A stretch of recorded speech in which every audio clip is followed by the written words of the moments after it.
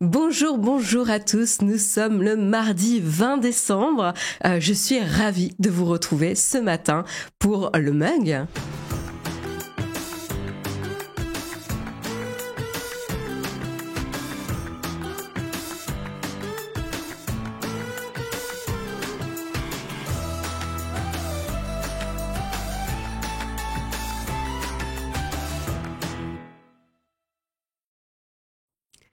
Alors comment ça va dans la chatroom? J'espère que vous allez bien, j'espère que vous avez la pêche ce matin. Dernière ligne droite avant Noël ce week-end, déjà, c'est dingue. Moi, dernière ligne droite avant une semaine de vacances, c'est la première fois où je prends des vacances à Noël et je peux vous dire que je vais les apprécier. D'ailleurs, grosse pensée à ceux qui ne peuvent pas prendre des vacances, donc grosse pensée à eux. Mais voilà, donc je suis assez impatiente. Vous voyez, j'ai des petits yeux, je suis un peu fatiguée. je sens que c'est bientôt les vacances et donc du coup je galère un peu. Donc il va falloir être un peu indulgent ce matin. Comment vous allez dans la chatroom? Salut Yves, salut Manon, salut Oleg, salut Le Zinc, salut Artelis, salut Cornelius, salut Manon, salut Noirvent, salut Mizuki, salut Creatix, salut Tichoum. Trop mignon, Tichoum. Salut Koala Mouillé. Oui, c'est bien moi qui fais le mug ce matin, comme tu le vois. Mais Samuel t'avait répondu. Salut Geoffrey.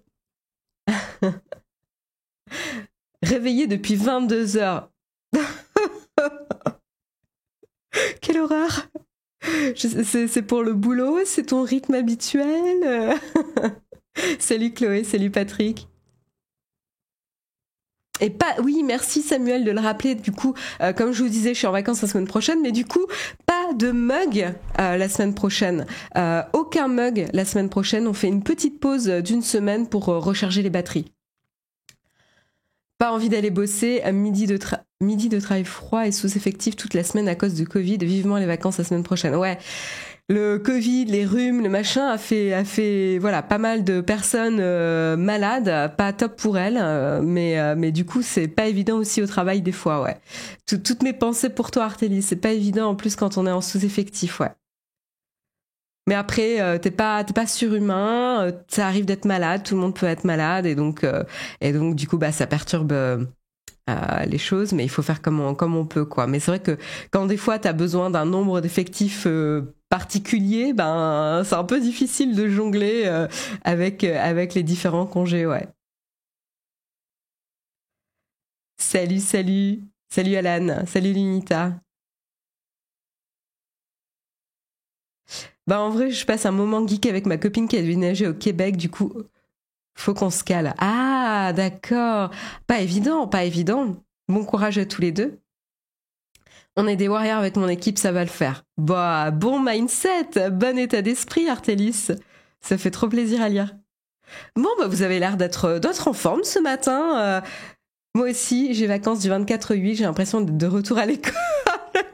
J'avoue, ouais. C'est là que tu réalises quand même le nombre de vacances qu'on avait, quoi. Il y en avait jamais assez, mais en fait, c'est un nombre de vacances de malade quand t'es à l'école, quoi. C'est mon deuxième mug, ça va pas être le dernier. Ah j'espère bien, Mizuki, ça fait plaisir en tout cas. Et j'espère que je vais pas te faire fuir si c'est le deuxième mug et que c'est la première fois que tu le suis avec moi qui présente. Tu pourras me dire ton petit retour à la fin de l'émission. Petite astuce pour t'obliger à rester jusqu'à la fin de l'émission. Bref, quand même, on va parler du petit sommaire ce matin. De quoi va-t-on parler ce matin? Pas mal de petites news tech, pas mal de variétés ce matin. On va faire le point notamment sur les données un petit peu qu'on a sur est-ce que le piratage est en augmentation, est-ce que finalement le streaming et les offres légales de streaming sont en hausse en France, plus particulièrement on regardera en France. Ensuite on continuera plutôt du côté des comment dire de la blockchain et du gaming. Pourquoi on associe les deux mondes? Eh ben tout simplement parce que Bored Apes, le créateur de Bored Apes, Yuga Labs, a nommé un nouveau CEO qui n'est rien d'autre que qu'une personne qui vient d'Activision. Voilà, donc assez étonnant. Hein, ça va être notamment Daniel Allegre qui va rejoindre donc Bored Apes Yacht Club, très connu pour ses illustrations de petits singes. Je peux vous montrer rapidement, ça vous dit quelque chose? On en entendait beaucoup parler. Eh ben, ils ont nommé un nouveau CEO et donc on pourra se demander pourquoi quelqu'un du monde du gaming. On essaiera de décoder ça un peu ensemble. Et puis on continuera sur la thématique gaming puisqu'on parlera de Epic Games qui se sont fait qui ont pris une petite fessée de la part de la FTC, hein, on va le dire ça comme ça, deux amendes coup sur coup. Pour un total de 520 millions d'euros. Donc voilà, ça fait mal. On verra pourquoi les amendes ont été données à Epic Games, pourquoi ils ont été sanctionnés. Ça sera peut-être un signe d'avertissement à d'autres sociétés, comme quoi la FTC ne rigole plus sur ces sujets. Et puis dernier sujet assez intéressant avec une petite thématique gaming. C'est League of Legends qui se plaint de la mauvaise presse que leur fait Sam Bankman-Fried. Sam SBF, c'est évidemment l'ancien CEO de FTX. FTX, la plateforme d'échange de crypto-monnaies, la seconde plus grosse plateforme d'échange de crypto-monnaies jusqu'à novembre, quand ils ont déposé le bilan, qu'ils ont été en faillite. Voilà, donc grosse catastrophe dans le monde des crypto-monnaies et de l'économie, puisque de nombreuses petites boîtes de petits porteurs ont été impactées par la faillite de FTX qui ne peut pas rembourser ses créanciers. Et du coup, tout le monde essaye de s'en prendre à cette espèce de chevalier blanc. Hein. Il s'était un petit peu érigé en chevalier blanc des crypto-monnaies pour démocratiser et accompagner les gens à comprendre l'intérêt des crypto-monnaies. Maintenant, tout le monde lui saute dessus, et notamment des anciens partenaires comme League of Legends. Pourquoi League of Legends était partenaire avec SBF? Parce que SBF était un grand fan de League of Legends et un joueur assidu du jeu, mais du coup suite à la mauvaise presse de SBF, ça fait de la mauvaise presse pour League of Legends. On continuera avec des nouvelles annonces du côté de Twitter. Alors on va pas revenir sur les frasques et le soap opéra Elon Musk il fait des votes sur la plateforme, il bannit des journalistes et compagnie. Je pense que Jérôme vous a fait le topo déjà hier. Moi, je vais plutôt m'intéresser à une nouvelle fonctionnalité. Voilà, on va s'éloigner un petit peu des frasques d'Elon Musk pour s'intéresser à le développement du business model de Twitter, une nouvelle fonctionnalité qui va être le tiers business de Twitter Blue, ce fameux abonnement à destination des utilisateurs Twitter pour leur donner l'accès à des fonctionnalités exclusives. On a Blue for Business, donc le tiers pour les sociétés qui fait son arrivée avec avec quelques fonctionnalités. On a peu d'infos pour l'instant, mais ça vaut la peine quand même de le mentionner. Donc je vous partagerai ce dont on est au courant. Voilà. Et puis on continuera avec une chouette initiative de la part de Meta. Meta qui essaye de montrer peut-être un peu plus patte blanche concernant la modération. Et qu'est-ce qu'ils font? Ils vont mettre à disposition gratuitement le code source de leur système alors je sais pas comment le dire en français, mais un système qui va hacher du contenu pour pouvoir partager les identifications de ces contenus et pouvoir partager plus facilement quand un contenu est banni, interdit, pour que les autres plateformes de réseaux sociaux puissent plus facilement détecter aussi les éléments à bannir et à sanctionner. Donc tout ça, c'est pour avoir un système de modération plus performant à travers les plateformes et potentiellement partagé à travers les plateformes. Donc vous le savez, quand on partage des contenus, Ça se limite rarement à une plateforme de réseau social particulière. Ça peut commencer sur Facebook, Instagram, TikTok ou Snapchat et en plus ensuite se déployer sur d'autres plateformes. Donc en fait, pouvoir coordonner les efforts et être beaucoup plus réactif sur ces aspects de modération peut être un vrai enjeu. Donc c'est pour ça que c'est assez intéressant comme initiative. Donc on en parlera un peu plus tout à l'heure. Et puis dernière actualité tech de ce matin. Rapide, c'est une petite brève, juste pour vous signaler qu'il y a 17 appareils Amazon Echo qui deviennent compatibles avec la norme Matter et spécifiquement sur les Android. Il faudra attendre un tout petit peu plus pour iOS, mais ça arrive.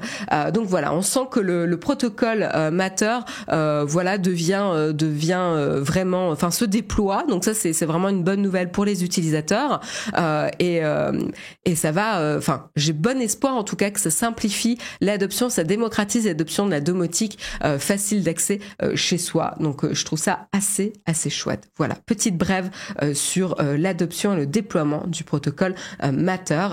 Et puis dernière petite info du jour, c'est pas une info, ça va être une petite tartine.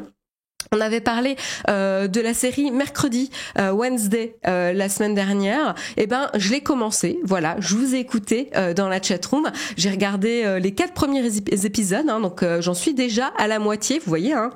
Je suis assidue dans mes devoirs et donc on pourra faire un petit point de voir est-ce que la série vous a plu, si oui pourquoi, sinon pourquoi aussi, ça m'intéresse, et discuter de qu'est-ce qui a marché, qu'est-ce qui a un peu moins marché avec la série et avoir votre avis dans la chatroom ou peut-être donner envie à d'autres. On va essayer de pas spoiler, hein, important. En plus moi j'ai pas fini la série donc on fera très attention au spoil, mais sans spoil, on essaiera de donner un avis pour donner envie ou pas aux gens de regarder la série. Voilà. Donc j'espère que le sommaire vous plaît. Et je vous propose de commencer sans plus tarder avec le Kawa.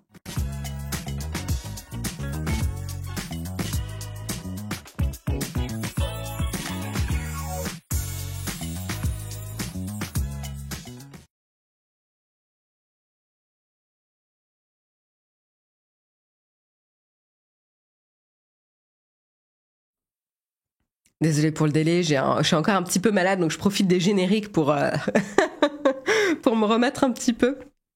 Enfin là, je suis malade. C'est juste les résidus du rhume. Vous savez quand vous avez des. Enfin donc du coup je me sens plus malade, mais j'ai toujours un petit peu le nez pris quoi. Voilà. Donc du coup, par quoi on va commencer ? On va commencer par faire un petit peu le point sur le piratage versus le streaming en offre légale. Quelle est la progression en France notamment ? On va vraiment s'intéresser à la France parce que c'est des données qui ont été partagées par l'Arcom ici et je trouve ça intéressant quand même de toujours faire le point année après année pour voir un peu les évolutions. Et vous êtes balade quoi, c'est à peu près ça, Shigeru Insider.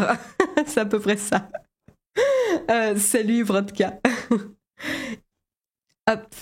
Et donc du coup, l'Arcom nous partage quelques informations, notamment 86% des internautes français de plus de 15 ans ont consommé au moins un bien culturel dématérialisé légalement parmi les 12 types de contenus répertoriés qu'on connaît, du type musique, film, série, documentaire, jeux vidéo, photos, logiciels, livres, presse, sport en direct, podcast, spectacle vivant, soit 45 millions de personnes en France qui ont consommé du contenu dématérialisé. Donc ça, c'est un premier point d'information. Les films représentent la majeure partie quand même des biens consommés dématérialisés, 54% des internautes.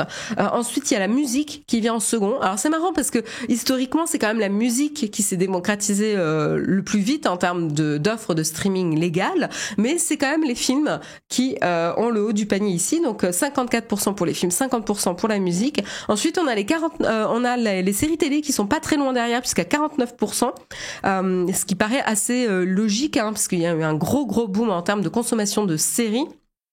Mais les films restent quand même devant, hein, voilà. Pas de mon côté, mais voilà. D'ailleurs, j'ai fait un super beau film, gros coup de cœur pour... je vous le dirai à la tartine. Je ne dévie pas, je ne pars pas dans les graviers, c'est trop tôt à 8h14, c'est pas possible. Donc rappelez-moi de mentionner le film pour lequel j'ai eu un gros coup de cœur ce week-end. À la tartine. Donc voilà, donc trio de tête, film, musique, série télé, sans vraiment ici de surprise, à part le fait que la musique soit seconde. Les moins plébiscités, pardon, c'est quand même intéressant ça aussi, c'est les podcasts. Pas très étonnant non plus, hein, même s'il y a eu quand même une grosse croissance des podcasts dernièrement, et notamment avec la capacité de monétiser plus facilement des podcasts, mais ça reste encore à 17%. Les livres audio aussi, hein, pas grande adoption, 14%, et le plus bas, c'est les spectacles vivants, 7%. Donc notamment comme les humoristes, etc., que vous pourrez retrouver, vous en avez pas mal, notamment sur la plateforme Amazon Prime. Non, le film pour lequel j'ai eu un coup de cœur, c'est pas Avatar, non. Mais on pourra en parler. Et donc ici ensuite en termes d'offres légales, eh ben la bonne nouvelle en tout cas pour l'Arcom et le gouvernement français, c'est que 73% des internautes français disposent au moins d'un abonnement payant. Donc concrètement, voilà, ça a l'air de fonctionner en large majorité quand même. Il y a au moins un abonnement payant. Alors, on a notamment,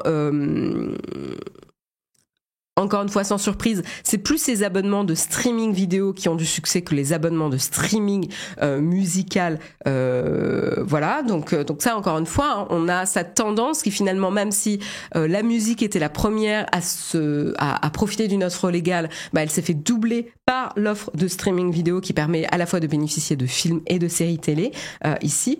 66% des internautes possèdent au moins un abonnement contre 36% pour la musique. Donc 66% des internautes possèdent au moins un abonnement de streaming vidéo et seulement 36% possèdent un abonnement de streaming pour la musique. Je suis assez étonnée quand même parce que 36% ça paraît peu, mais c'est ce qui a été partagé. Et 33% pour un bouquet TV.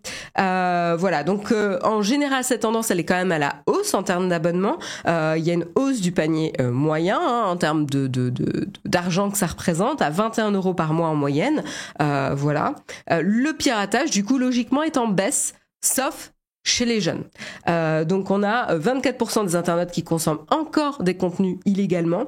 Ça représente quand même un quart hein, de la population, mais ça reste à la baisse de moins 4% par rapport à l'an dernier. Donc là, il y a quand même une nette tendance ici. Mais si le piratage baisse, c'est surtout chez les internautes un peu plus âgés. La tranche 40 ans qui a été un peu plus séduite par les offres légales. 65% d'entre eux consomment leur contenu via des plateformes légales. Les plus jeunes, les 15-24 ans, ne sont que 12% à avoir recours à l'offre légale en 2022. Je suis pas du tout étonnée, je sais pas vous. Mais je suis pas du tout étonnée, tout simplement parce qu'en fait, plus tu vieillis, moins t'as envie de te faire chier à passer du temps à pirater. Tel boulot, etc., charge mentale et compagnie, t'as d'autres chats à fouetter que de t'amuser à passer une demi-heure ou une heure à pirater du contenu, ensuite trouver les sous-titres, parce que moi par exemple je ne regarde que des programmes en langue originale, et donc du coup ensuite faut trouver les sous-titres et les machins, donc c'est pénible. Et en fait quand t'as 15-24 ans, bah ton pouvoir d'achat il est quand même beaucoup plus faible. Alors, tu peux te dire à 15 ans, tu profites des offres de tes parents, mais t'as peut-être pas forcément les mêmes goûts, donc tu pirates alors que tu devrais peut-être pas. Mais clairement, de 17 à 24 ans, quand t'essayes de vivre par toi-même ou que t'es étudiant, bah t'as pas forcément d'argent ou le budget pour pouvoir te payer un abonnement de streaming légal, ou en tout cas moins que des personnes qui travaillent ou qui ont travaillé. Et donc du coup, c'est assez logique que tu te portes plus vers le piratage. Donc vraiment, il y a quand même le pouvoir d'achat ici qui est à mon avis une composante assez importante. Je regarde un peu vos commentaires dans la chatroom. Oui, voilà, Like Impact a surtout plus de pouvoir d'achat à 40 ans qu'à 20 ans. Exactement. Est-ce qu'ils arrivent bien à comptabiliser l'audio avec les comptes famille? Alors justement, c'est un des problèmes des données de l'Arcom, c'est qu'ils vont pas pouvoir. Alors les abonnements famille, je pense qu'ils peuvent comptabiliser, hein, mais par contre, ce qu'ils vont avoir des difficultés à faire, c'est quand on partage des comptes, un même compte à travers plusieurs personnes, ça va être compliqué à comptabiliser. Donc les données doivent pas être parfaites, mais ça donne quand même une tendance parce que finalement, tu peux comparer quand même à l'année dernière. Tarlac, je pense surtout que c'est parce que les plus âgés ne connaissent pas les outils qui facilitent le piratage maintenant. Non, je pense pas, Tarlac. Enfin, oui et non. Ça peut participer, mais je pense que quand t'as vraiment envie, tu fais une recherche Internet et tu trouves tout ce que tu veux sur Internet, hein, honnêtement. Même moi, tu vois, ça fait... Oui, j'ai piraté il y a longtemps. Mais même moi, je ne pirate plus, tu vois. Ça m'est arrivé il y a quelque temps, je ne dirais pas quand, mais j'ai piraté dans le passé. Mais en fait, juste aujourd'hui, je serais incapable. Enfin, je pense que je pourrais parce que j'ai encore les logiciels, etc. Mais en fait, j'ai tellement d'offres que bon, bah là, j'ai juste pas envie de passer du temps dessus, quoi.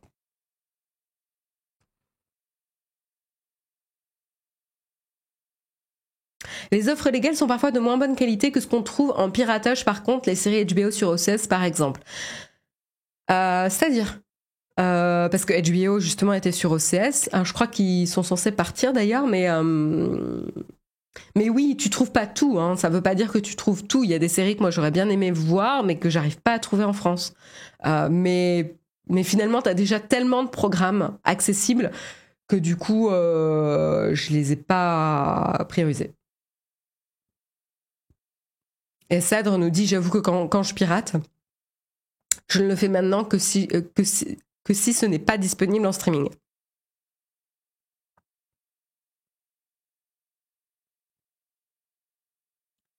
Donc, alors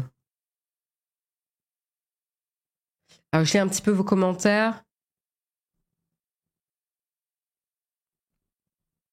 Bah, c'est à espérer qu'on a plus de pouvoir d'achat à 40 ans qu'à 20 ans. Non, mais enfin, juste pragmatiquement, quand t'es étudiant, tu n'as pas de revenus, à part si t'es en alternance. Donc déjà, il y a cette problématique. Voilà. Et quand tu démarres ton premier job, il y a quand même, enfin, la probabilité que tu sois moins payé à ton premier job qu'à ton job à 40 ans, elle est quand même forte pour n'importe qui. Je comprends hein, qu'il peut y avoir des inégalités en France, etc. Mais quand même, il y a une mécanique assez logique ici. Ce qui est frustrant, c'est d'être abonné à X services de streaming légaux et être obligé de louer un film sur Apple TV ou autre parce qu'il n'est pas disponible sur aucun d'entre elles.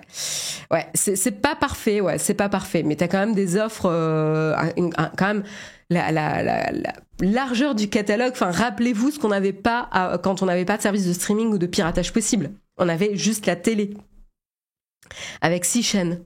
Enfin, moi, j'ai l'impression d'être super vieille quand je dis ça, mais moi, j'ai grandi avec 6 chaînes, voilà, où il y avait du coup un film à 20h30 pour chaque chaîne. Donc, vous aviez le choix entre 6 films.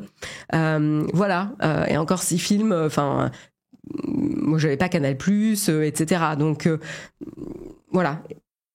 La qualité, le choix était un peu plus limité, quoi. Il y a Oleg qui dit ouais, faites pas les beaux gosses les 2000. Nous les 40 et plus, on était dans les tranchées avec Imul, Napster, on gravait avec Nero. Putain. Ah ouais, putain. On est des survivants du piratage, bande de gosses. Alors, je précise, j'ai pas 40 ans, j'ai pas plus de 40 ans, je précise, mais je connais. Alors, Imul, je connais. Napster, j'ai pas fait. Mais Imul, je connais. Nero, je connais aussi. Le fait de graver aussi. Ah, mais tellement. Ah là là, c'est tellement pénible. Les temps qu'on passait à faire ça, quoi. Olek, le boomer. Mais non. Oui, mais toi, Marion, tu avais la couleur et une télécommande. Bon point. Tchou. Oh là là, on apprécie toute tranche d'âge dans la chatroom. Attention, pas de mauvaise ambiance ou de mauvais esprit. Le magnétoscope programmable. Moi, j'avais un magnétoscope, mais il n'était pas programmable. Ah là là là là. Team disquette, ouais, team disquette, j'étais trop petite quand même. Ah, mon père, oui, ou mon frère, mais moi, non. Je touchais pas aux disquettes. Ah là là. Donc pas d'agisme, ouais. Donc voilà en tout cas pour l'évolution. Alors c'est vrai que donc on a l'offre, donc les chiffres qui évoluent dans le sens où de plus en plus de personnes du coup optent pour se reposer sur une offre légale. Alors comme on le disait, elle est poussée à la fois par une offre légale qui est de plus en plus riche, de plus en plus facile d'accès et dont les prix sont alors cassé, oui, non, parce qu'ils ont augmenté quand même les prix année après année. Mais voilà, il y a quand même une offre légale qui se développe. Et puis, il y a également la lutte contre le piratage qui s'est accélérée avec le blocage de sites qui référencent des liens, etc., ou de références pour le streaming et compagnie. Donc, du coup, c'est vrai que ça peut décourager de faire la chasse à chaque fois pour retrouver les sites, etc. Donc tout ça, je pense que ça contribue justement à l'adoption de l'offre légale. Je vous propose de continuer avec le prochain article, la prochaine news, qui est du coup le CEO d'Activision Blizzard, donc Daniel Alegre, qui quitte Blizzard du coup pour rejoindre la société de Yuga Labs, la société qui est derrière The Bored Ape Yacht Club, voilà, qui est connue comme une société de crypto, de blockchain, très très très connue, puisque les Bored Ape sont vendus très cher, un peu moins aujourd'hui avec les problématiques et les difficultés auxquelles a fait face les crypto-monnaies et la blockchain dernièrement. Mais quand même, ça reste quand même une figure, une société phare dans le domaine de la blockchain et des cryptos. Et donc du coup, ça y est, il cherchait, a priori, ça faisait un petit bout de temps qu'il cherchait un CEO à nommer pour remplacer Nicole Muniz, qui était à l'origine la première CEO. Et donc du coup, elle va rester en advisor, en conseiller stratégique ici, mais ne sera plus CEO. Je trouve que c'est assez courageux comme mouvement pour ce type de société. C'est jamais évident de se retirer en tant que CEO quand on a fondé une boîte et de se dire je suis plus forcément la personne la plus adaptée pour mener la boîte sur sa prochaine ces prochains enjeux de développement en tant que société, et donc du coup de se retirer. Je trouve ça vraiment très très courageux. Et donc du coup voilà, ils ont trouvé donc Daniel Alegre pour prendre la place du coup en termes de CEO. Ils veulent notamment avoir un CEO qui va pouvoir travailler sur les projets comme Other Side, qui est une plateforme de jeux dans le métaverse. Voilà, donc clairement, ils veulent s'orienter dans le gaming, et donc c'est assez logique finalement qu'ils aillent chercher un CEO dans le monde du gaming, et rien moins que quand même quelqu'un qui vient d'Activision Blizzard et qui était CEO, donc assez impressionnant. Et pour la petite histoire, Yuga Labs a quand même réussi une levée de fonds de 450 millions de dollars, quand même, d'Anderson Horowitz, avec une valorisation à hauteur de 4 milliards de dollars. C'est quand même une belle valorisation ici pour Yuga Labs.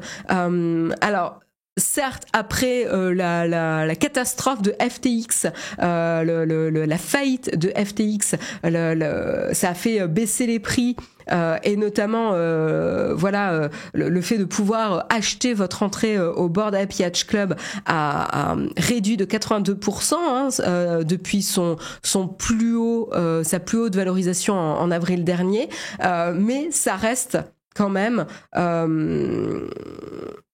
voilà une boîte importante qui est dans le collimateur, et ça n'a pas découragé en tout cas Daniel Alegre de rejoindre l'aventure de Yuga Labs, et je pense qu'il voit un potentiel assez inespéré de se refaire aussi une carrière et une réputation après les difficultés auxquelles a fait face Activision Blizzard. Je vous rappelle quand même qu'Activision Blizzard a été quand même au cœur de conflits ces dernières années, quand on a appris que depuis des années le CEO Bobby Kotick avait fermé les yeux et encouragé potentiellement le harcèlement rampant dans les équipes d'Activision Blizzard, et il n'avait pas agi pour empêcher ça et pour sanctionner ça, et donc du coup il y a eu quand même des grosses répercussions pour la boîte, pour l'industrie du jeu vidéo, et donc du coup Daniel Alegre lui-même avait été visé, pas forcément pour des accusations de harcèlement sexuel, mais plus pour tentative de manipulation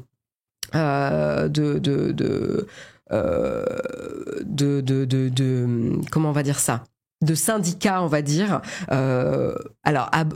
Avorté parce que finalement il n'avait pas fait de meeting avec ces personnes qui formaient ce type de syndicat, mais bon voilà, il n'était pas passé loin quand même. Donc qu'est-ce qui va se passer dans les prochaines étapes? Daniel Alegre, lui, va terminer son rôle et son poste chez Activision Blizzard à la fin de mars 2023, donc ça va arriver relativement vite, et puis ensuite il va rejoindre dans la première partie de 2023, on n'a pas plus de précision, il va rejoindre Yuga Labs en tant que CEO. Donc c'est une étape assez intéressante, je pense que c'est bien pour lui d'un point de vue professionnel qui tourne la page d'Activision Blizzard, c'est une opportunité assez intéressante. Yuga Labs est une des boîtes, en tout cas dans les crypto-monnaies, qui a réussi à développer une image de marque, à développer une fidélité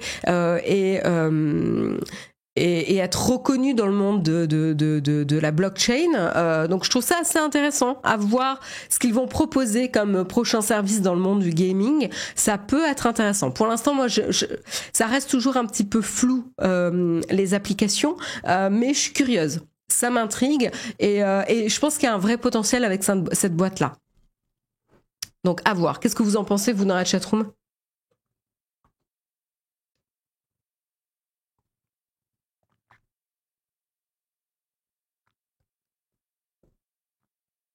Ouais, Shigeru Insider, tu dis, la collection est loin d'être morte, enfin. Après, oui, il faut y croire. Ouais. Mais c'était une des collections d'œuvres NFT qui avait le plus de succès, si ce n'est celle qui a le plus de succès. Donc à voir. C'est Oleg qui nous dit c'est surtout courageux de continuer à penser qu'il y a une hype NFT suffisante pour orienter sa carrière pro. Je pense que ça va pas être limité au NFT, vu qu'ils veulent développer une plateforme de gaming dans le métaverse.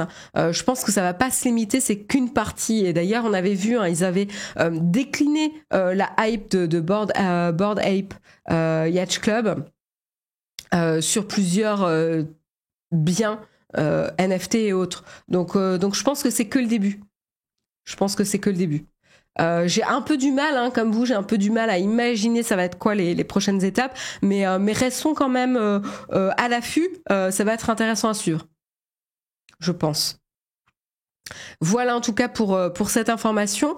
Je vous propose de continuer cette fois-ci avec Epic Games. Epic Games qui s'est pris une petite fessée une bonne fessée de la part de la Financial Trade Commission, la FTC, et une fessée de 520 millions de dollars. Quand même, découpé en deux amendes, pas une mais deux amendes, une première amende de 245 millions de dollars et une seconde amende de 275 millions de dollars, donc initiée par le régulateur, ici la FTC. C'est la Federal Trade Commission. Je sais pas pourquoi j'ai modifié le nom. C'est la Federal Trade Commission. Donc, pourquoi des amendes? Parce qu'en fait, c'est ça qui est le plus intéressant ici. La première amende de 245 millions d'euros, elle fait suite à des accusations de pratiques sombres destinées à duper des millions de joueurs en leur faisant effectuer des paiements non intentionnels. Donc ça, c'est quand même assez grave comme accusation. En gros, on vous faisait acheter des choses sans vraiment vous en informer, sans clairement vous faire confirmer les achats avant de faire les achats. Voilà. Et notamment, un autre volet dans cette même accusation, c'est de laisser les enfants accumuler des frais non autorisés sans aucune supervision parentale. Ce qui là n'est pas apprécié de la Federal Trade Commission. On essaie de protéger les utilisateurs et on sait que il faut donner les moyens, en tout cas aux parents, de pouvoir protéger leurs enfants et protéger leur portefeuille aussi. Donc attention à ça. Et donc la deuxième amende est encore plus directement liée aux enfants puisque la seconde amende, donc la plus élevée jamais prononcée pour la violation d'une règle pour la Financial Trade, la Federal Trade Commission, décidément, elle concerne donc les mineurs. Epic Games est coupable d'avoir collecté les données d'enfants de moins de 13 ans jouant à Fortnite, et ce sans que les parents donnent leur consentement ou soient même informés. Donc ça ne plaît pas.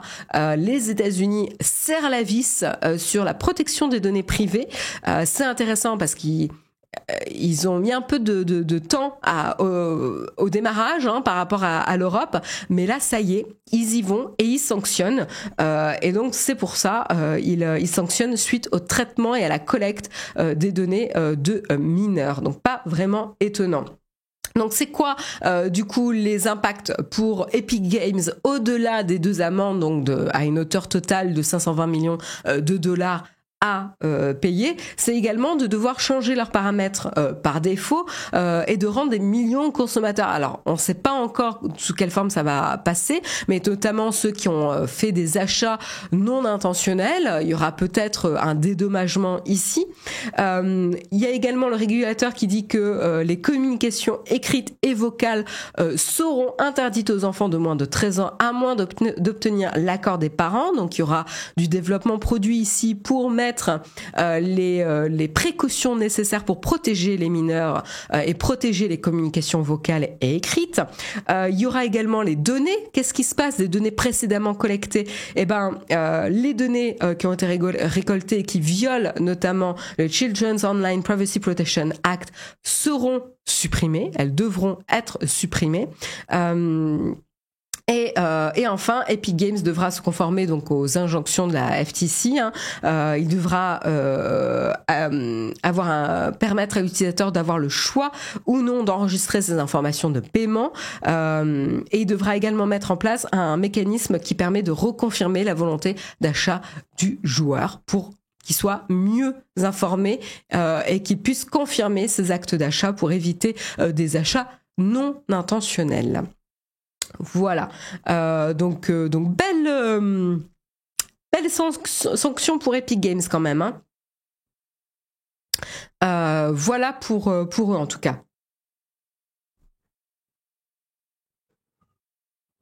Voilà. Et on termine sur la thématique gaming ce matin et on termine en revenant un petit peu sur FTX et Sam Bankman-Fried. Qu'est-ce qui se passe? Donc Sam Bankman-Fried, vous le savez, c'est donc le fameux CEO, patron de la plateforme de crypto-monnaie, d'échange de crypto-monnaie FTX, à l'époque deuxième plus grosse plateforme d'échange de crypto-monnaie dans le monde, qui s'est effondré en quelques jours en novembre après des révélations fracassantes sur la mauvaise gestion et son incapacité à rembourser les créanciers. Ici et qui a impacté de nombreux petits porteurs de sociétés et qui continue encore à avoir des impacts et à fragiliser l'écosystème des crypto-monnaies aujourd'hui. Donc c'est pas un petit événement dans le monde de l'économie et des crypto-monnaies. Et qu'est-ce qui se passe?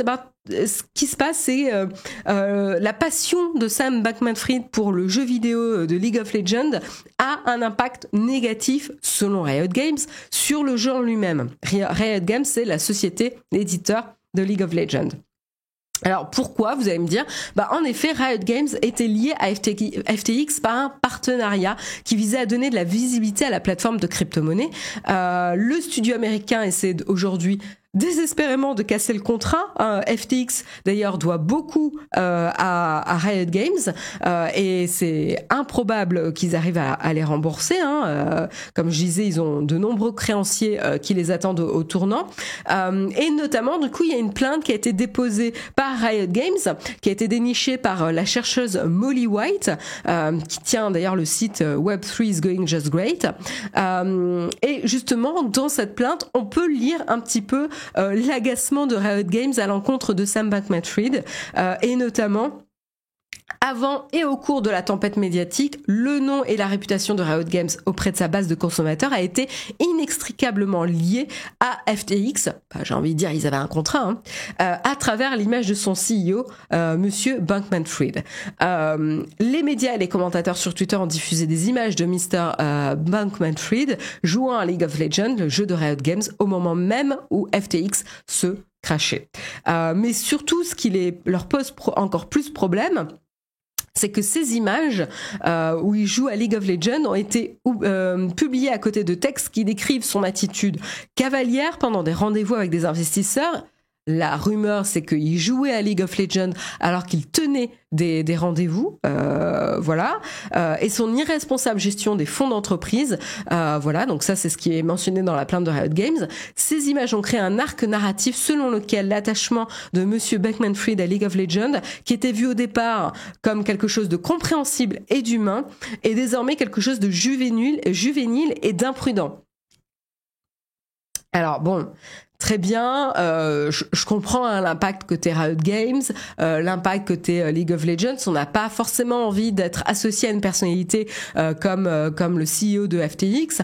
On en parlait d'ailleurs, on en parlait dans le rendez-vous tech avec Patrick quand on a fait l'enregistrement hier. Il devrait être disponible aujourd'hui, le rendez-vous tech. Sur comment la réputation d'une figure aussi publique qu'un CEO qui est très médiatique peut impacter la valorisation de la boîte et la perception de la marque. Et on parlait notamment de Elon Musk avec l'impact sur Tesla. Tesla, il y avait une hype autour de la marque, il faut le reconnaître, sur l'image du CEO d'Elon Musk, sur son aspect d'innovation, de pouvoir avoir des boîtes une société qui envoie des gens dans l'espace, qui va révolutionner l'industrie des énergies renouvelables, avec Solar System, je sais plus le nom de sa boîte, qui va révolutionner l'industrie spatiale avec SpaceX et qui va révolutionner l'industrie automobile avec Tesla. Et donc il y avait une association très positive d'innovation d'entrepreneurs avec Tesla. Or, avec son attitude de clown sur Twitter depuis qu'il est CEO de Twitter, on n'a plus forcément envie d'être associé avec une voiture de clown. Et donc du coup, les investisseurs Tesla sont très mécontents, tapent du poing sur la table et disent attention, c'est en train d'impacter négativement la marque Tesla. Les pitreries sur Twitter. Et donc là, on a quelque chose de comparable. Oui. Après, il avait pas quand même la renommée d'Elon Musk, mais quand même, il était très médiatique. C'était une des personnalités des crypto-monnaies qui était quand même très très très médiatique, qui se faisait inviter pour parler et démocratiser le sujet des crypto-monnaies. Donc, je peux comprendre. Maintenant, est-ce que la plainte va tenir ou pas ? Je pense qu'on va leur permettre de casser le contrat. Je connais pas les détails de quels sont les détails du contrat, mais pas sûr qu'ils arrivent à avoir du dédommagement, quoi. Bref.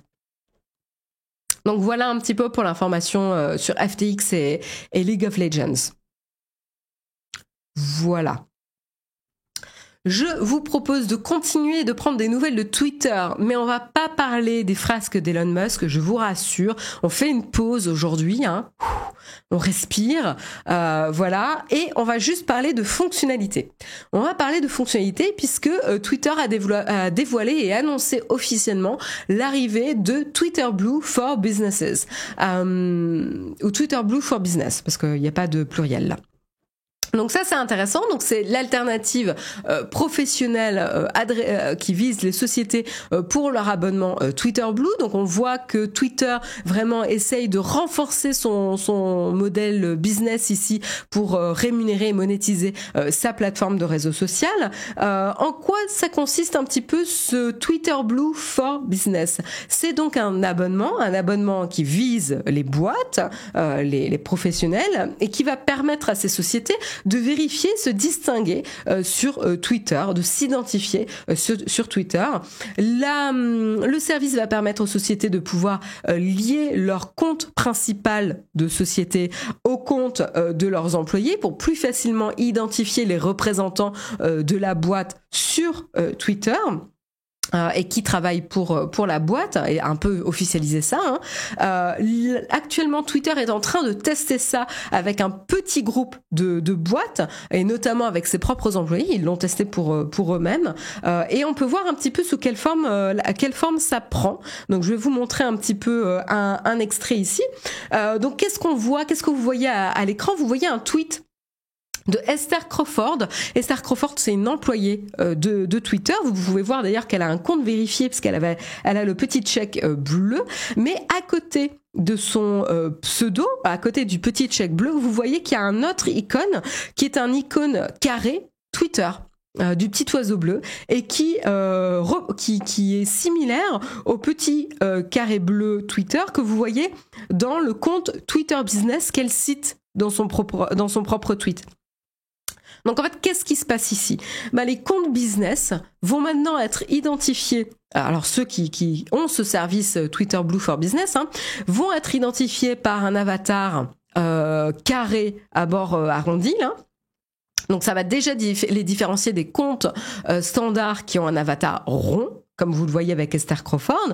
Donc ça permet de différencier des sociétés d'individus ici et des sociétés vérifiées, validées avec Twitter Blue. Et du coup, ça permet d'afficher du coup le logo de la société. Donc cet avatar carré sur le compte des employés. Donc pouvoir rattacher les employés à une société de manière un peu plus officielle. Donc voilà un petit peu en quoi ça... comment ça se traduit en tout cas sur la plateforme. Donc ça c'est assez intéressant. Donc on peut imaginer pas mal d'usages, notamment des équipes de sport qui vont pouvoir montrer leur affiliation et leur lien aux athlètes. Imaginez par exemple l'équipe de France de football, donc seconde en Coupe du Monde, qui est arrivée hier à Paris. Je raconte leur vie. Donc le compte officiel de l'équipe de France sur Twitter qui va pouvoir officiellement affilier les joueurs type Mbappé, Giroud, Lloris, etc. Avec leur compte officiel Twitter. Donc on va pouvoir affilier ça. On va pouvoir rattacher aussi au PSG, etc. potentiellement. Donc ça c'est un exemple, les équipes de sport. Mais ça ne se limite pas à ça. Il y a également les caractères de films.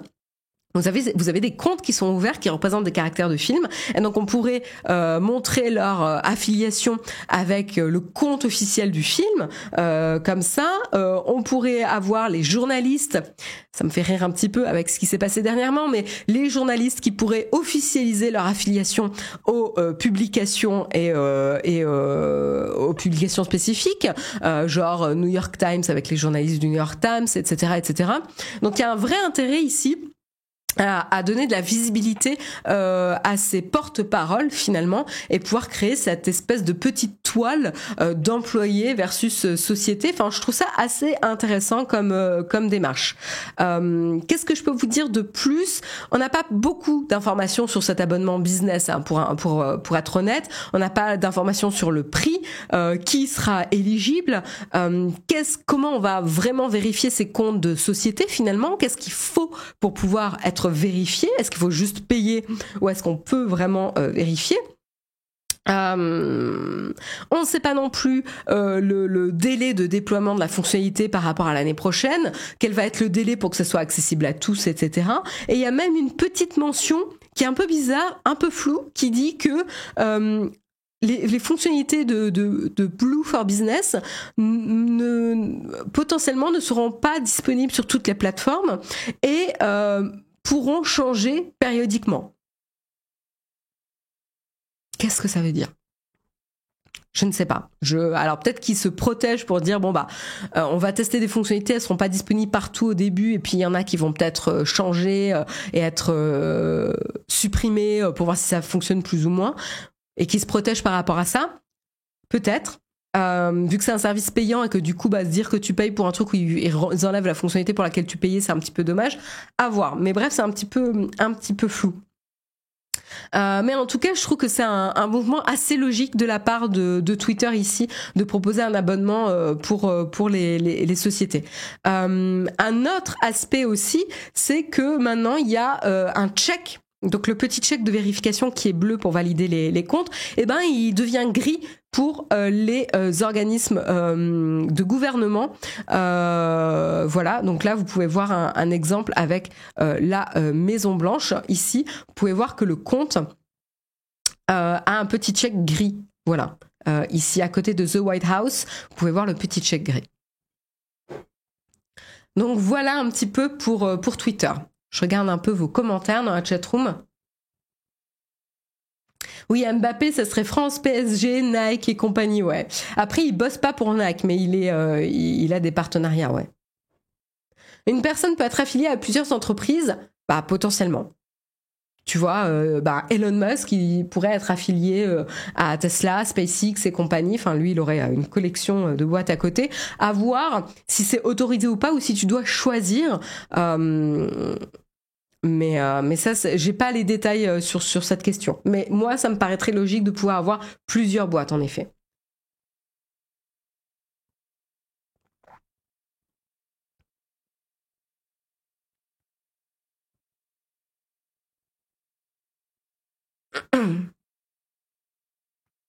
Tous ces badges à force, il y a des comptes qui vont ressembler aux décorations d'un général soviétique. Mais ce serait intéressant de voir un peu les limites du système, voir si ça fonctionne à grande échelle ou pas. Alors moi, j'ai essayé de regarder, il y a Gary Cover qui nous dit « J'ai vu l'affiliation de Benzema à son équipe hier et ça a disparu. » Écoute, j'ai regardé hier quand j'ai vu la news, j'ai regardé sur mon iPad et sur mon iPhone et moi, je voyais pas les affiliations même dans les exemples qu'ils partageaient dans l'article. Donc c'est peut-être aussi que c'est pas encore déployé partout, même dans la visibilité. Voilà, j'ai pas testé sur un navigateur aussi. Mais c'est possible que ça mette un petit peu de temps à arriver. Il va falloir être un peu patient, je pense. Donc voilà pour Twitter. On continue avec une petite news du côté de Meta. Qu'est-ce qui se passe du côté de Meta ? Pour une fois, on va parler de quelque chose qui est plutôt positif, où Meta fait des efforts pour la modération. Voilà. Donc de manière très honnête, voilà, autant je peux critiquer Meta et pas forcément aimer Facebook et compagnie, autant faut reconnaître quand il y a des bonnes choses qui sont faites. Et ça m'intéresse de voir si vous êtes de mon avis ou si vous pensez que c'est du bullshit un petit peu de la part de Meta. Alors concrètement, qu'est-ce qui se passe ? Voilà, on sait que la modération en ligne, c'est compliqué. Elon Musk est en train de l'apprendre à ses dépens actuellement. Modérer une plateforme de réseau social, c'est extrêmement compliqué. Ça a de nombreux impacts. Ça implique de nombreuses personnes et organismes, on va dire ça comme ça. Et du coup, Facebook, comme toutes les plateformes de réseau social ou même Meta, a cet enjeu critique de modération. Et donc du coup, la société qui est quand même derrière Facebook, Instagram et WhatsApp, donc en termes de modération, ils s'y connaissent, espère rendre justement la modération sur d'autres plateformes plus facile. Alors comment ça ? Tout simplement, ils vont ouvrir leur système qui va permettre qui s'appelle Hasher Matcher Actionnaire. HMA, cet outil, c'est un outil qui va permettre de hacher du contenu posté sur les plateformes de réseaux sociaux pour pouvoir plus facilement les identifier et pouvoir partager cette identification à travers les plateformes et donc du coup pouvoir aussi partager le système de modération. Parce que du coup, si on identifie qu'un contenu est problématique ou dangereux sur une plateforme, cette identification unique partagée entre les plateformes va permettre aux autres plateformes de les informer rapidement qu'un contenu devrait être interdit et donc d'appliquer les règles en fonction aussi sur leur plateforme. Donc cette information, elle a été partagée alors que Meta est censé prendre la présidence, en tout cas, de la Global Internet Forum to Counter Terrorism, la GIFT, je ne sais pas comment la prononcer avec l'acronyme, où ils vont être, ils vont présider le board. Donc, qu'est-ce que c'est cet organisme ? Ça a été fondé en 2017 par Facebook, Microsoft, Twitter et YouTube, et depuis, ça a évolué en organisation caritative, on va dire ça comme ça, qui travaille avec de nombreuses sociétés, de nombreux gouvernements également, et de nombreuses organisations civiles, de la société civile, et qui a pour but d'aborder et de gérer les menaces terroristes et extrémistes en termes de contenu sur Internet. Et donc, un des aspects, c'est de pouvoir maintenir cette base de données de contenu haché et qui est partagé.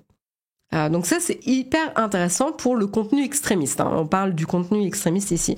Donc concrètement, c'est ce que je disais tout à l'heure. En gros, si une société comme Facebook identifie qu'un contenu est lié à du contenu terroriste, ou d'autres compagnies comme YouTube,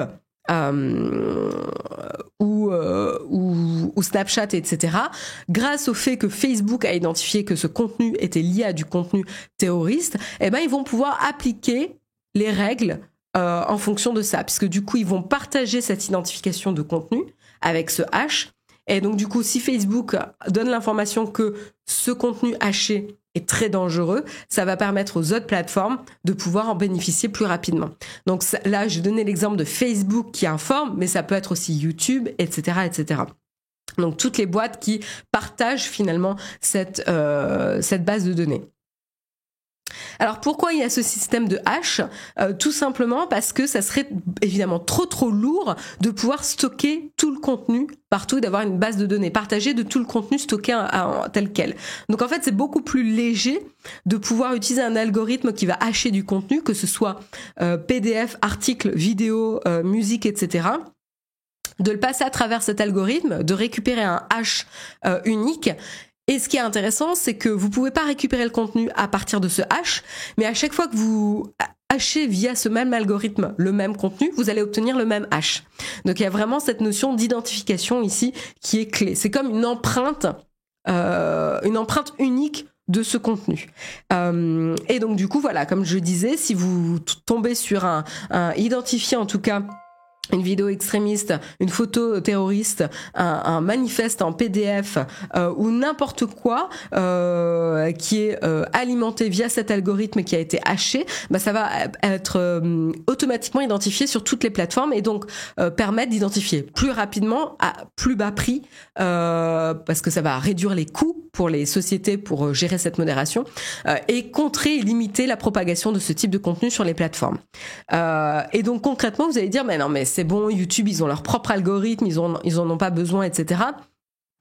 Oui et non, c'est-à-dire qu'il y a un vrai intérêt à mutualiser les efforts pour être encore plus rapide, notamment prenez une photo d'une exécution terroriste, etc., qui va, on a eu des situations où les proches et la famille a appris malheureusement le décès de leurs proches à travers ce type de photos et de contenu.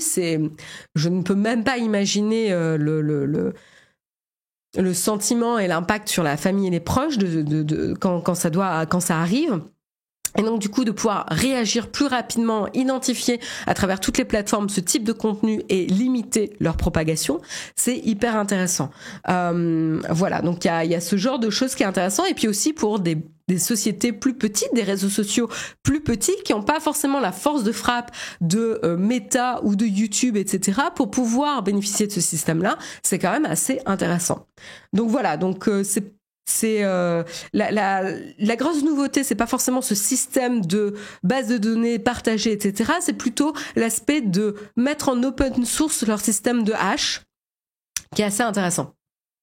Donc voilà, je trouvais ça positif et donc ça vaut la peine d'en parler quoi.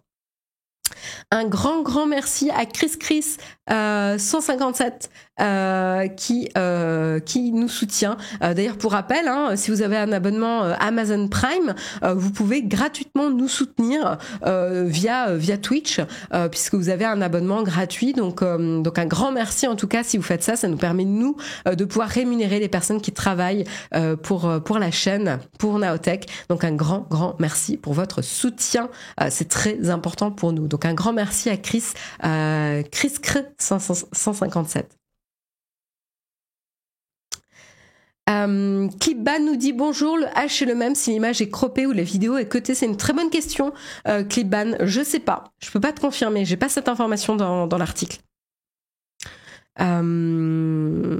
J'ai pas cette information dans l'article. Non, ouais, je peux pas te confirmer ça, mais c'est une très bonne question. Donc voilà en tout cas pour Meta. Dernière petite information du matin, c'est une petite brève, c'est juste pour vous informer que depuis hier, il y a 17 appareils Amazon Echo qui maintenant sont compatibles avec le protocole d'interopérabilité Matter. Donc ça c'est une super bonne nouvelle. Puisque ça va permettre aux utilisateurs de pouvoir utiliser leurs objets Amazon avec Google et Android notamment, pour pouvoir plus facilement gérer leur domotique chez eux. Et donc notamment on a la troisième génération des Echo Dot et Echo, les appareils Echo Dot et Echo troisième génération. On a également les écrans intelligents comme la seconde génération des Echo Show 8 jusqu'à la version large montée sur un mur qui est le Echo Show 15. Donc tout ça est compatible désormais avec le protocole Matter. Alors pour l'instant, la compatibilité est limitée aux appareils Android, aux prises intelligentes et aux interrupteurs intelligents et aux ampoules aussi intelligentes et connectées. La compatibilité avec iOS est prévue pour l'année prochaine. Donc il faut être un petit peu patient encore. Ça va arriver, mais c'est pas encore disponible aujourd'hui. Ça sera plutôt en 2023. Et également en 2023, qu'est-ce qui arrivera? Il y aura notamment toute la famille Hero, des appareils Hero, qui sera également compatible avec Matter en 2023. Donc comme je vous le disais, Matter, c'est vraiment le protocole de connectivité universelle qui va permettre de simplifier l'achat, la configuration et l'usage d'appareils de domotique chez vous. Ça va permettre d'avoir un langage un peu commun entre par exemple des appareils Amazon et les plateformes Google et Apple. Donc ça c'est hyper intéressant. Et notamment en parlant de Google a annoncé il y a quelques jours, on a dû peut-être faire la news dans le mug, que ces appareils Nest et ces appareils Android justement seraient compatibles avec le protocole Matter. Alors il reste encore le support iOS qui lui aussi va arriver l'année prochaine pour Android. Donc ça va arriver. Il faut encore un peu patienter, mais on a des annonces, ça se déploie au fur et à mesure. Donc ça c'est quand même une bonne nouvelle quoi. Voilà. 17 appareils, ouais. 17 appareils compatibles. Un grand merci à Equinox pour ton abonnement. Un grand merci pour ton soutien. Voilà. Et voilà, il est 9h01, c'est la fin des News Tech ce matin. J'espère que ça vous a plu. Et avant d'enchaîner sur la tartine, on va quand même remercier notre sponsor du mois, puisqu'on va remercier Shadow. Alors Shadow, vous connaissez maintenant, je pense, depuis un petit bout de temps, on en parle depuis ce mois-ci. Shadow, c'est quoi? C'est un service de cloud gaming. Donc c'est tout ce que vous pouvez faire avec un PC classique, vous pouvez le faire maintenant sur un PC Shadow. Donc ça veut dire surfer, jouer, travailler, vous distraire. Vous pouvez accéder à votre PC Shadow depuis n'importe quel appareil ou presque, puisque par exemple vous pouvez le regarder ou l'utiliser depuis un vieux PC qui rame, vous pouvez le faire depuis un nouveau Mac, vous pouvez le faire depuis un smartphone Android ou iOS, vous pouvez le faire depuis une télé connectée ou même un Raspberry Pi 4. Donc en gros c'est quand même assez libre, ça donne un coup de jeune à votre appareil et vous pouvez profiter des performances de votre PC Shadow depuis n'importe quel appareil que vous avez déjà. sous la condition que vous avez une connexion Internet stable. Au niveau jeu, la grande force de Shadow, c'est évidemment par rapport aux autres offres de cloud gaming, c'est que c'est un vrai PC ici. Donc c'est compatible avec tous les jeux et tous les mods, peu importe la marketplace. Et c'est aussi compatible avec tous les logiciels comme Photoshop, Blender, en gros tous les logiciels qui sont compatibles avec un PC Windows 10 standard. Donc PC Shadow, c'est vraiment un PC complet, accessible à partir de 29,99 € par mois. Donc là, vous avez un petit peu les différentes offres. Ah non, c'est plus affiché là sur la home page. Hop, est-ce que je peux vous montrer ? Voilà, donc là, vous avez l'offre à 29,99 € standard, mais des fois, ça suffit pas hein, quand on a un usage peut-être plus fort, plus important. J'essaie de voir où est l'offre dont je voulais vous parler.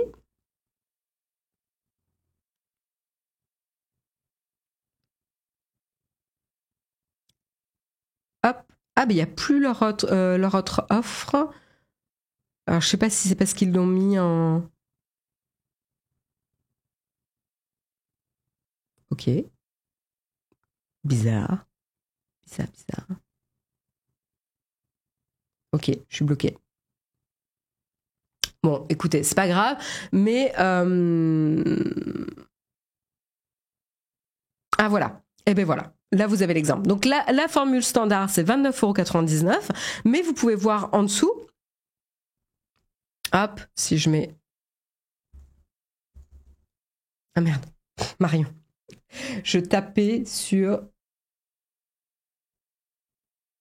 Voilà. Et donc là, vous voyez que vous avez la formule standard à 29,99 € qui est en fait largement suffisante pour la majorité des personnes. Mais du coup, pour ceux qui ont besoin de plus de puissance, et notamment si vous avez des jeux exigeants ou des logiciels très très exigeants, vous avez besoin d'un rendu type ray tracing qui va prendre en charge et qui va être optimisé pour le ray tracing, et ben vous avez l'option Power. Power, c'est une configuration donc performante, récente et optimisée, donc optimisée pour le ray tracing, avec une carte graphique RTX 3070 ou équivalente, et qui va avoir un supplément du coup de 14,99 €. Donc voilà, donc ça vous permet d'aller encore plus loin en termes de puissance avec le PC Shadow. Donc avec le code Naotech10, vous avez 10 € offerts sur votre premier mois d'abonnement, donc ça vous donne une bonne opportunité de tester, et de tester par vous-même avec votre connexion et de voir si ça vaut le coup ou pas. Voilà, donc n'hésitez pas à tester par vous-même. Un grand merci à Shadow en tout cas pour leur soutien. Voilà. Je vous propose de terminer tranquillement avec le Cornfac, avec la série Wednesday.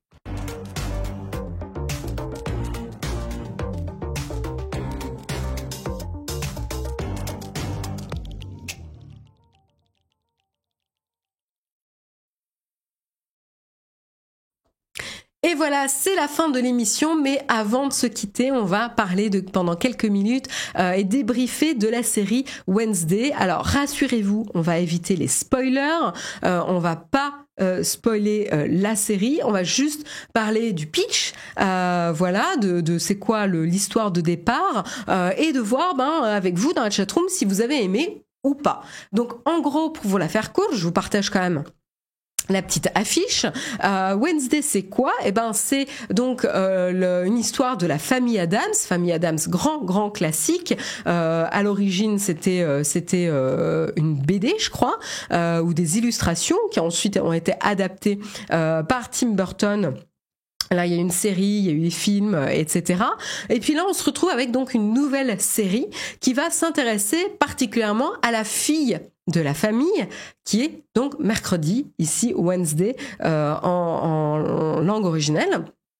Et donc du coup, voilà, on a normalement, voilà, les parents avec leurs enfants, etc. Et c'est vrai que à l'origine, les histoires avaient tendance à se concentrer un peu plus peut-être sur les parents, mais là, la série est vraiment sur leur fille adolescente ici. Et qu'est-ce qui se passe? Eh ben, suite à un événement. D'ailleurs, qu'on a dans la bande-annonce et qui est un peu l'événement le plus partagé sur les réseaux sociaux, etc. Elle se fait expulser de son école et donc du coup les parents vont l'emmener dans l'école où eux ont été. Voilà, c'est la Nevermore Academy, donc une académie pour les gens comme elle, les gens, les outcasts, les exclus, les différents, qui vont se retrouver là pour suivre donc le cursus d'éducation de la Nevermore Academy avec toutes leurs particularités que chacun peuvent avoir. Elle y va à reculons, puisque de toute façon, elle avance dans sa vie à reculons aussi. C'est la particularité de Wednesday, qui est assez morbide, assez noire, assez voilà, sombre, qui a du mal à trouver sa place, qui ne veut pas se faire d'amis, etc. Et donc, du coup, on va suivre son intégration dans la nouvelle école. Donc vous êtes un peu comme elle, c'est-à-dire en tant que spectateur, vous allez suivre et faire la connaissance des différents élèves, des différents professeurs. Et donc ça donne un petit peu l'impression d'un côté Harry Potter dans ce sens-là, la première année où vous découvrez comme Harry son arrivée dans l'école de Poudlard avec toutes les étrangetés et les particularités des étudiants de Poudlard et des professeurs de Poudlard. Et donc vous avez cette nouvelle perspective qui arrive devant vous. La petite particularité, c'est que du coup vous allez avoir des événements un peu bizarres qui surviennent. Je vais pas vous dire quel type d'événement, mais vous avez des événements bizarres qui surgissent. Et là, Wednesday va se transformer un petit peu en détective. Alors c'est vrai que vous avez un petit peu le pendant aussi dans Harry Potter où à chaque année vous avez des événements étranges qui se déroulent. Mais là, ça fait un peu penser à peut-être un peu plus à Véronica Mars où vous allez avoir des petites enquêtes à mener et elle va un peu plus se transformer en mode détective que ce qu'on peut voir dans Harry Potter. Donc on a un peu cet aspect Véronica Mars ici. Les intrigues sont pas voilà vous avez ces petits événements et puis après vous avez l'aspect teen drama avec la vie à l'école, les personnalités, les personnes populaires ou pas, un triangle amoureux, le fait de trouver sa place, de se forger sa propre personnalité par rapport à ses parents ou la pression de l'héritage de ses parents puisque comme je disais les parents de Wednesday ont été dans cette école, sa mère était particulièrement populaire, donc du coup elle ça la positionne en comment je trouve ma place quand ma mère a déjà tout fait, etc. Voilà, donc assez classique. Mais ça fonctionne. Et puis après, vous avez le cast, les acteurs. Donc vous avez donc l'actrice Jenna Ortega qui joue Wednesday, qui, moi, je ne la connaissais pas. Alors, tout le monde est dithyrambique sur sa prestation. J'ai envie de dire, la prestation est pas un grand challenge puisqu'en fait elle a deux émotions, elle est très impassible, mais ça fait partie du rôle de Wednesday de ne pas montrer ses émotions, de rester très impassible, de rester très sombre. Donc il y a pas un panel d'émotions très riche ici de montrer, mais ça fait partie du personnage. Voilà. Néanmoins, elle est mignonne, elle a un petit côté weird qui correspond justement au personnage de Wednesday, donc du coup ça fonctionne. Personnellement, je la trouve un peu trop jolie pour le personnage, c'est-à-dire qu'on perd un petit peu. En fait, elle manque d'étrange. Et en fait, ça sera un reproche que j'ai sur toute la série en général. C'est que la série est très facile à regarder, elle est très divertissante. Les personnages sont attachants, donc ça fonctionne. Mais en fait, on a perdu le côté weird de Tim Burton, étrange, dérangeant, qu'on aimait chez Tim Burton et qui fait sa force. Et en fait, elle est jolie, elle est attachante parce que finalement, en fait, elle sourit assez facilement. Des fois même sans s'exprimer, on sent qu'elle a des remords, etc., etc. Et donc en fait, elle est pas si weirdo qu'on aurait pu l'avoir. Alors, est-ce que c'est parce que finalement elle évolue au sein d'une académie de weirdo et donc du coup elle détonne moins que quand on la compare au monde des normies, comme ils les appellent dans la série, c'est-à-dire l'équivalent des moldus pour Harry Potter, c'est-à-dire les gens normaux, voilà. Et donc du coup, elle est pas au quotidien avec les moldus. Donc du coup, on va dire le contraste est moins prononcé puisqu'en fait, elle est au sein d'une académie avec, je veux dire, il y a, ça c'est pas un spoil parce qu'on l'a dès le premier épisode. Elle est dans une académie où vous allez croiser des loups-garous, des gorgones, des métamorphes, des personnes qui ont des visions, etc., etc. Donc du coup, elle détonne moins, voilà. Mais du coup, même de manière générale, je trouve qu'on perd cet aspect un peu weird. Et justement, même l'actrice en elle-même, elle est très normale, elle est très mignonne, elle est très jolie.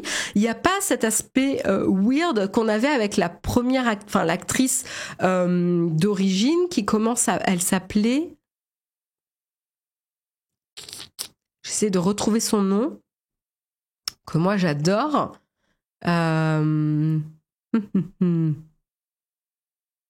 Si vous avez le nom de l'actrice qui joue à l'origine Wednesday, Christina Ricci. Merci, vous êtes les meilleurs dans la chatroom, vous êtes tip top. Christina Ricci, elle a un physique étrange qui correspondait parfaitement à Wednesday. Elle a des grands yeux comme ça, elle a les os du visage qui ressortent pas mal et donc du coup il y a un effet un peu tête de mort. Je caricature, mais ils avaient bien accentué cet effet-là, avec les os saillants, etc., qui la rendait encore plus étrange, plus décalée. D'ailleurs, elle est dans la série. Gépif, tu le mentionnes très justement. Elle fait partie des actrices de la série, mais elle joue plutôt une prof dans la série. Mais je trouve qu'elle a un physique qui sortait de l'ordinaire, alors que finalement Wednesday, elle est mignonne, elle est jolie, je veux dire, si elle n'était pas maquillée comme ça ou habillée de cette manière-là et qu'elle faisait pas la gueule tout le temps, elle pourrait passer pour n'importe qui. Ce qui n'était pas le cas de la Wednesday jouée par Christina Ricci, qui avait quand même plus de mordant et d'étrange et d'inquiétant. Ici, elle est mignonne, quoi. Et ça, en fait, voilà, c'est le reproche que j'ai en général sur la série. C'est-à-dire, c'est un petit bonbon divertissant. Franchement, ça fonctionne. J'ai regardé les 4 épisodes et j'ai envie de regarder la suite. Je vais la finir sans problème. Mais elle est un peu gentille. C'est une série un peu gentillette, quoi. Avec des petites recettes faciles, teen drama, triangle amoureux, petites enquêtes qui, franchement, sont pas... Il n'y a pas beaucoup d'enjeux, c'est pas très compliqué. Voilà, j'attends de voir le dénouement, mais je commence déjà à voir un peu les ficelles, donc à voir. C'est une série pour ados. Tu peux prendre ton plaisir même en tant qu'adulte. Tu vois, moi, je prends mon plaisir. Même pour les ados, c'est un peu sous-estimé les ados. Ça va pas pousser la réflexion très loin. Tu vois, il y a des séries pour ados que je trouve formidables. Type Sex Education, etc. Il y a un vrai parti pris, il y a un vrai mordant, il y a un vrai propos. Là, elle est un peu lisse. Elle est un peu trop lisse à mon goût. Après, ça fonctionne. Il y a des choses qui sont sympas en termes de costumes. On retrouve l'univers de Tim Burton, avec des espèces de rayures à la Beetlejuice, etc. Donc voilà. Mais attention à ceux qui en attendent trop avec le nom associé de Tim Burton. Parce que du coup, ça peut décevoir. C'est une série très très lisse, beaucoup plus lisse que ce à quoi Tim Burton a pu nous habituer. Et donc, on retrouve pas le sel de Tim Burton, qui est cet aspect d'être toujours sur cette ligne étroite de politiquement correct, mais pas tout à fait, de cet aspect un peu dérangeant, mais qui rend intéressant, qui rend le propos intéressant, etc. On n'a pas ça. On n'a pas cette profondeur et cette richesse. Voilà, donc c'est une série super facile que moi j'aime beaucoup, que je regarde avec beaucoup de plaisir. Catherine Zeta-Jones et les autres acteurs sont Louis Guzman sont formidables. Il y a également la directrice de l'école qui est très très chouette. Petit problème quand même, c'est les petites critiques sur les effets spéciaux. Et sur le maquillage, je veux dire, Catherine Zeta-Jones, c'est affreux la couche de maquillage qu'ils lui ont mis, ça fait ressortir de manière très très bizarre toutes les rides, et à la rigueur je serais contente que on valide ces rides, mais à la rigueur qu'on laisse ces rides, quoi, qu'on n'essaye pas de les camoufler en essayant on voit les croûtes de maquillage, quoi. Moi, ça me choque. Ça me sort de la série quand je vois ça. Bref. Après, en termes d'actrice, elle est très chouette. Elle est très bien dans son rôle de Morticia. Donc ça marche très bien. Il y a donc Gwendoline Christine en directrice d'école qui est très chouette, que moi j'aime beaucoup, mais là aussi le maquillage est complètement raté, moi je trouve. Bon voilà, donc il y a des choses qui sont pas très très bien gérées, un peu maladroites, mais bon voilà, ça gâche pas le plaisir que vous y prenez, quoi. Est-ce que vous avez aimé la série? Merci beaucoup Yves Castel pour ton soutien. Un grand merci à Don Noir et La Brique également pour votre soutien. Ça fait super plaisir. Merci beaucoup.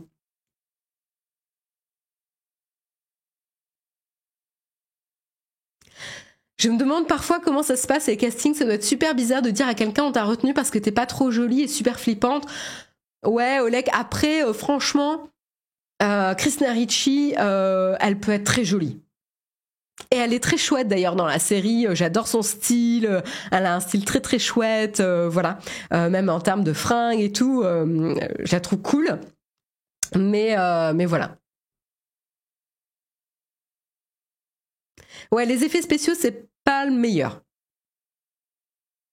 Combien de séries épisodes? Il y en a 8, c'est une série disponible sur Netflix, voilà.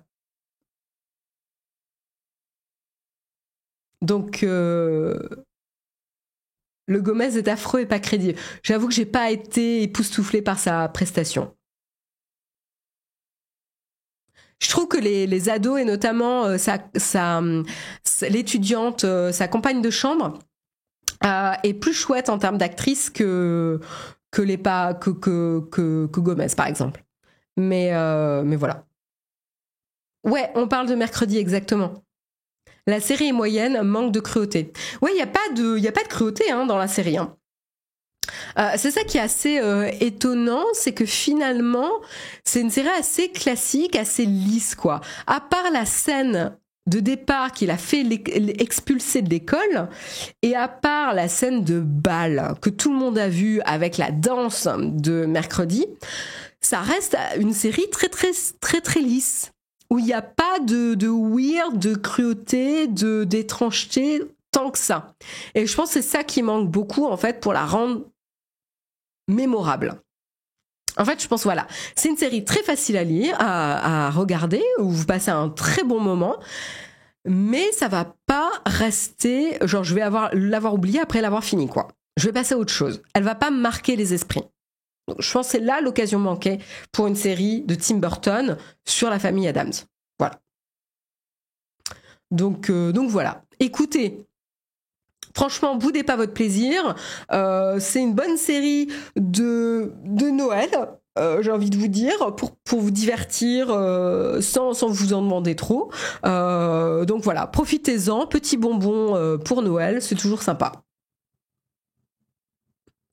Je trouve Angelica Houston tellement au-dessus dans le rôle de Morticia. Non mais comment tu peux comparer Angelica Houston? Non mais enfin oui, je suis d'accord avec toi. Bref, je vais arrêter là. Mais oui, je suis d'accord avec toi, Paperino. Là-dessus, je vous propose de vous souhaiter une excellente journée. Il est 9h21, il est temps de nous quitter.